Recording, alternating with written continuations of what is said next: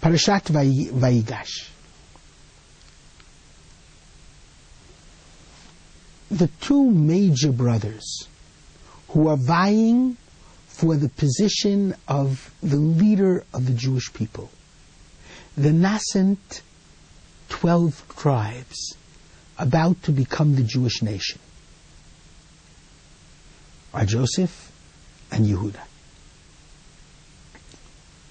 I'd like to contrast both of them for a moment. Let us look back to Parashat Vayeshev.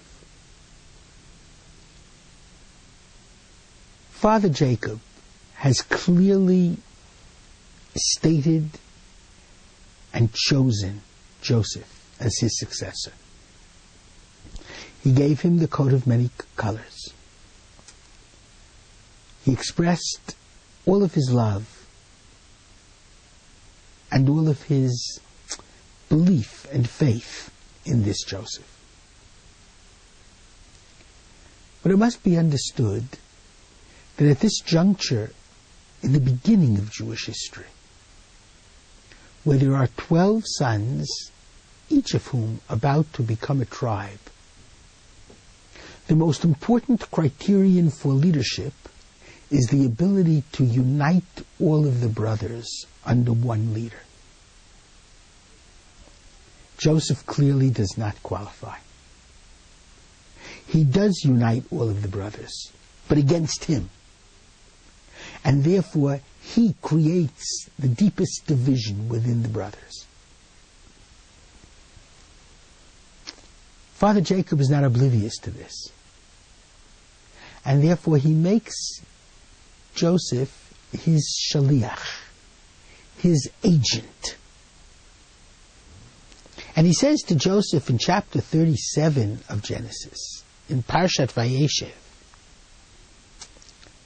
your brothers are shepherding in Shechem.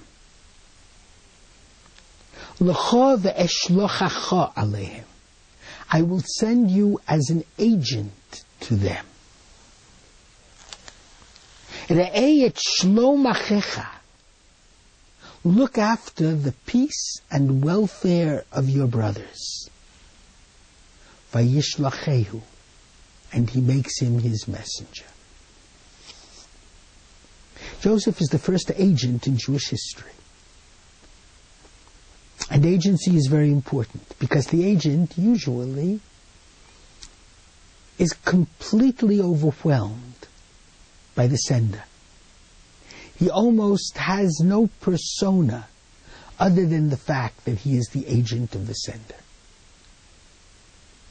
And the Lubavitcher Rebbe speaks a great deal about Joseph and his agency. And the Lubavitcher Rebbe, Zecher Tzadik Livracha, sent shluchim, or agents, all over the world who are still functioning, and functioning magnificently.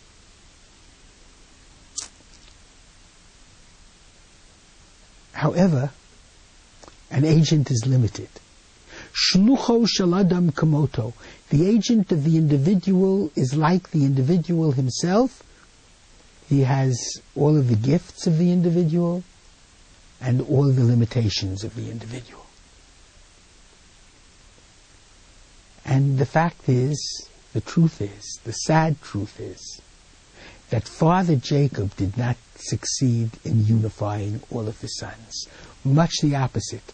The blatant favoritism that he displayed towards Joseph makes him responsible for the divisiveness, for the hatred, for the jealousy of Joseph. And the one whom he sends as his agent cannot do any better than the sender did. Joseph does not succeed. Joseph cannot become the heir and the leader. Yehuda starts off not well. He's the one who suggests that Joseph be sold into Egypt. He creates a division, in fact. He separates one brother out from the others. And that brother is Joseph. However, Yehuda changes. And Yehuda grows. And at a critical juncture, when the Grand Vizier wants to see Benjamin, and Jacob is very loath to risking the life of this second son of his beloved Rachel. It is Yehuda who steps forward and says, I will be a co-signer for him. Anochi ervenu miadi tevakshenu. I will take total responsibility. You can claim him from my hand. An Arev, a co-signer, the responsibility of a co-signer is all-encompassing. And brothers have to be responsible for each other, co-signers for each other. The first sin in the Bible, well, the second sin actually, was Cain killing Abel. And Cain says to God, Hashomer achi anochi? Am I my brother's keeper? Am I responsible for my brother? And the Jewish answer is, yes, you are, and especially in one family you are. And when Yehuda stands before the Grand Vizier, and the Grand Vizier has said, let everyone be slaves. I'm sorry, when Yehuda said, let everyone be slaves, and the Grand Vizier said, no, only Benjamin. Yehuda says to the Grand Vizier, I am responsible. I will be the co-signer. I will stand instead of Benjamin. I promised my father that I will take full responsibility. At that moment, when Joseph, the Grand Vizier, sees that Yehuda has completely turned around 180 degrees, the one who sold his brother so many years before is now willing to be a slave in order to save his brother.